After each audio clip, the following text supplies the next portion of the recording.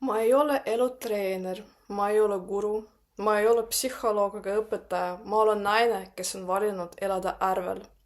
Keset ebakindlust, keset äravust, keset igapäevast liikumist. Mul on meditatsioonikanal, aga see ei ole see koht, kuhu tulla uinuma. See on koht, kuhu tulla ärkama. Need meditatsioonid on transformatsiooniks, et midagi sinus liiguks, puruneks ja uuesti kokku saaks.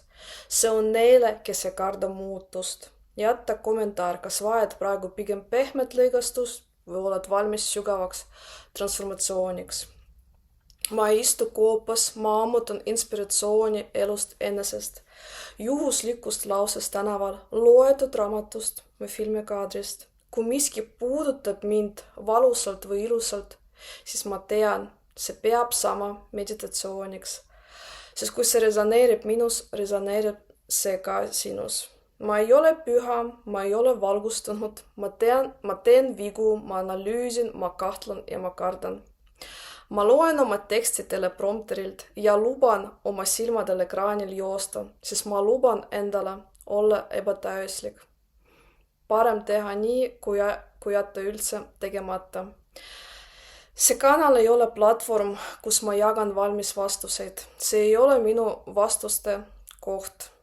See on minu tee. Ma ei ole teoreetik, kes loeb paberilt ette ilusaid mõtteid.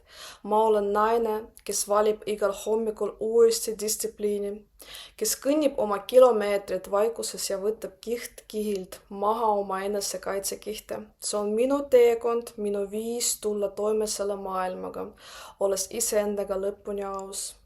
Ma tean iga sammu ja iga muutuse hinda. Kui ma räägin transformatsioonist, siis ma räägin sellest, mida ma ise läbi elan. See peegeldub minu hääles ja igas sõnas, mille ma paberile panen.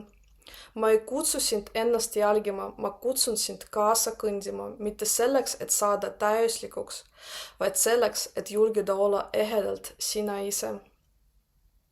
Ma ei paku sulle otse teed, vaid jagan seda väge, mille olen leidnud omaenda teekonnal, sest kõige tähtsam ei ole sihtpunkt, vaid see, kuidas me seda teed käime. See on minu lugu. Kui vajad just sinu ja sinu hetke jaoks loodud praktikat, ma olen siin. Kohtume järgmisel sammul.